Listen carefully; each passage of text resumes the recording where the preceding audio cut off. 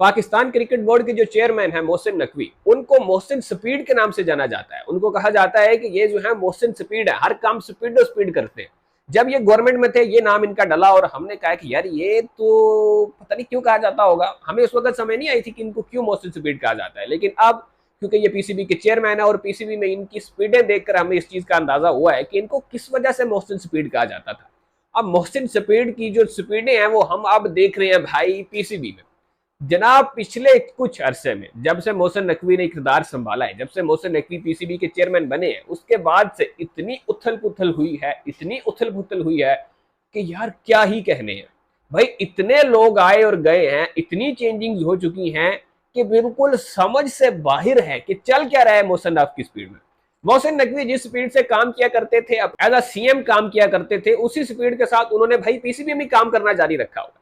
हमें तो बड़ी खुशैन खबरें सुनने को मिली थी जब ये आए थे, बड़े बड़े बड़े सहाफी जो है वो इनके हक में ट्वीट्स कर रहे थे, वो तो अभी भी कर रहे हैं भाई। अभी समझ आ रही है कि किस तरह से पीआर एजेंसीज काम कर रही है और किस तरह से उनके पीआर एजेंट्स बन के जो है वो हमारे सहाफी काम कर रहे हैं। लेकिन खैर इसमें मैं मोहसिन नकवी साहब को कुछ बुरा भला नहीं कहना चाहूंगा, लेकिन बात सिर्फ ये है कि यार इनके टेन्योर में आके इतनी चेंजिंग्स क्यों हो रही है, क्यों ऐसा हो रहा है कि भाई सुबह कोई और कप्तान होता है, शाम को खबर आती है लो जी कप्तान तो बदल गया जी। रात को पता चलता है कि जी फलाना बंदा जो है वो सिलेक्टर बन गया है, सुबह पता लगता है वो लो जी ये तो सिलेक्टर है ही नहीं, भाई नवा बंदा सिलेक्टर आ गया। एक दिन एक मीटिंग में बंदा बैठ के ये डिस्कशन कर रहा होता है, एक प्लेयर जो है वो बैठ के डिस्कशन कर रहा होता है कि यार उस बंदे को अपनी टीम में रखना है कि नहीं रखना। अगले दिन पता लगता है कि वो बंदा जो मीटिंग में बैठ कर डिस्कशन कर रहा था उसको भी टीम से निकाल दिया गया है कि पॉइंट तू आप पे भी नहीं है, तू दूसरा दिन डिस्कशन कर रहा है, तू खुद भी टीम से नहीं रहा, तू भी निकल गया।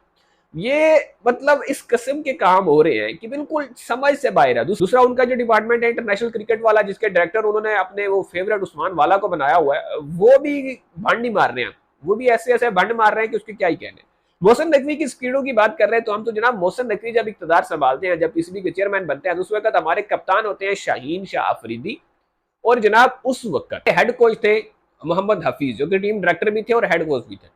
उन दोनों को आते साथ फारिग कर दिया जाता है और उसके बाद एक नए कोच आते हैं, आई थिंक वो अब्दुल रहमान को कुछ टाइम के लिए बनाया जाता है, कुछ एक दो महीने के लिए। अब्दुल रहमान साहब जो कोच बनते हैं तो वो भी जनाब उनकी उसके बाद उनकी भी छुट्टी हो जाती है, और उसके बाद हम लोग जो है वो एक मिशन पे निकल जाते हैं कि अब हमने फॉरेन कोचेज ढूंढने हैं। उस एरा के दौरान जिस टाइम हम फॉरेन कोचेज ढूंढने की कोशिश कर रहे थे, आई थिंक उसके दौरान ये चल रहा था कि हम अजहर महमूद को कोच बना देते हैं कुछ टाइम के लिए, कुछ टाइम के लिए कोई और हमारा कोच बन जाता है, कभी कोई और बन जाता है, मसरूर अहमद जो है उनको कुछ मैचों के लिए कोच बना दिया जाता है।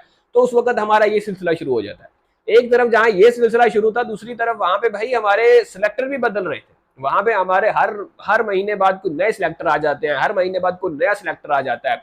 ये सारा सिलसिला जारी था। इसी सिलसिले के दौरान आखिरकार हमने तरले मिनते करके गैरी क्रिस्टन को मना लिया और फिर तरले मिनते करके जैसन गिलिस्पी को भी मना लिया कि ये दो बंदे हमारे कोच हो गए। अब बड़े तगड़े प्रोफाइल वाले बंदे हमें कोच मिल गए। लेकिन मोहसिन साहब की स्पीडें कहाँ रुकने वाली थी। नकवी साहब ने कहा कि जी ठीक है तगड़े बंदे तो सा लब लेने, लेकिन सानू और बंदे की जरूरत है। नकवी साहब जाते हैं जी वकार यूनुस के पास। खैर पहले वकार यूनुस नहीं, पहले वसीम अकरम के पास जाया जाता है कि सर आपको ना हम डायरेक्टर बनाना चाह रहे हैं क्रिकेट के, तो आप आए जरा हमें गाइड करें और स्पेशल गाइड हमारे बने। वसीम अकरम साहब मुंह पे जवाब दे देते हैं कि नहीं भाई मेरे वास्ते ते काम नहीं, मैं बहुत बिजी है, मेरे को टाइम नहीं, कोई और बंदा ला लो। अब नकवी साहब शाहिद अफरीदी की तरफ भी नहीं जाते हैं क्योंकि शाहिद अफरीदी ऑलरेडी अपनी पंजाजमाई पीसवी में करके जा चुके हैं, वो ज़का अशरफ साहब के टाइम में।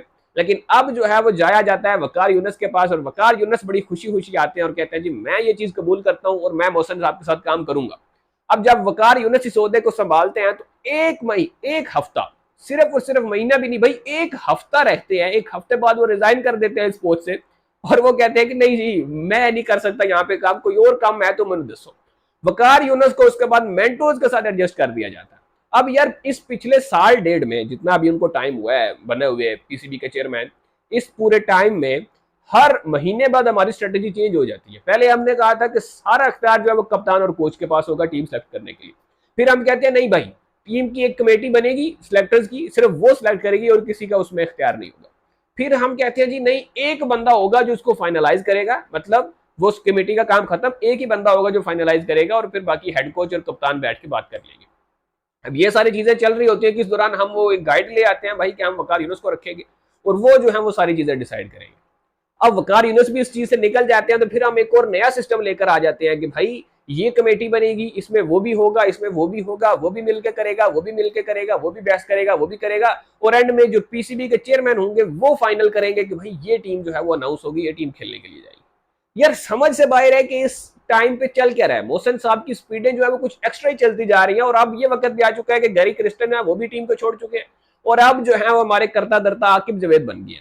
आज से 2 या 3 हफ्ते पहले आप चले जाओ तो आकिब जावेद को कोई बंदा पूछ के राजी नहीं था कि सर पाकिस्तानी क्रिकेट में क्या चल रहा है, आप कुछ बताना चाहेंगे, कोई बंदा पूछ के राजी नहीं सी। लेकिन हुण असी जनाब उन्होंने अपना अब्बू बनाया हुआ, हर तरफ हम आकिब जावेद को उठा रहे हैं कि Aqib sir, Aqib sir, Aqib sir. अब आकिब सर सर हो रही है, और गैरी क्रिस्टन को आपने निकाल दिया, वो छोड़ के चला गया। खैर आपने क्या निकालना था। गैरी क्रिस्टन जैसा कोच आपको छोड़ के जा चुका है, जो कि ऐसे कोचेस मिलना बहुत मुश्किल होता है यार। और गिलिस्पी भी छोड़ के जाने वाला है, जैसन गिलिस्पी को आपने बना दिया ना व्हाइट बॉल कोच, ये भी छोड़ के जाने वाला, मैं आपको बता रहा हूँ। वो ऑलरेडी प्रेस कॉन्फ्रेंस में ये बात कर चुके हैं कि भाई जो मुझे कहा गया था वैसा तो कुछ हो नहीं रहा है, तो मुझे कुछ नहीं पता है कि भाई क्या टीम होने वाली है क्या नहीं, मुझे बस ये पता है कि सुबह हमने स्ट्रेटेजी के साथ जाना है बस। वो ये कह रहे हैं कि हमें सिर्फ ये पता है कि इस स्ट्रेटेजी के साथ सुबह हमने जाना और इतने लड़के हमारे खेल रहे हैं, इसके अलावा मुझे कुछ पता नहीं, मेरे से कोई सवाल ना करो, ये उन्होंने प्रेस कॉन्फ्रेंस में कहा था। तो मोहसिन साहब की स्पीडें आप देख ले फिर हैं, तकरीबन 18 चेंजेस किए हैं उन्होंने इस थोड़े से टाइम में, 18 से भी ज्यादा मेरे ख्याल में, अगर आप सिलेक्शन कमेटी के वो सारे अफराद को गिन लो उसमें कि क्या क्या उन्होंने किया है। लेकिन एक चेंज वो ये नहीं कर पा रहे कि उस्मान वाला जो कि इनके डायरेक्टर क्रिकेटर है इंटरनेशनल के, उसको नहीं निकाल पा रहे। उनके खिलाफ फखर जमान ने कंप्लेंट की थी, अब फखर जमान ने कंप्लेंट किया तो उन्होंने फखर जमान को तुन दिया फड़ के, उन्होंने कहा नहीं भाई फखर जमान को फारिग करो, उसको नहीं हम निकाल सकते।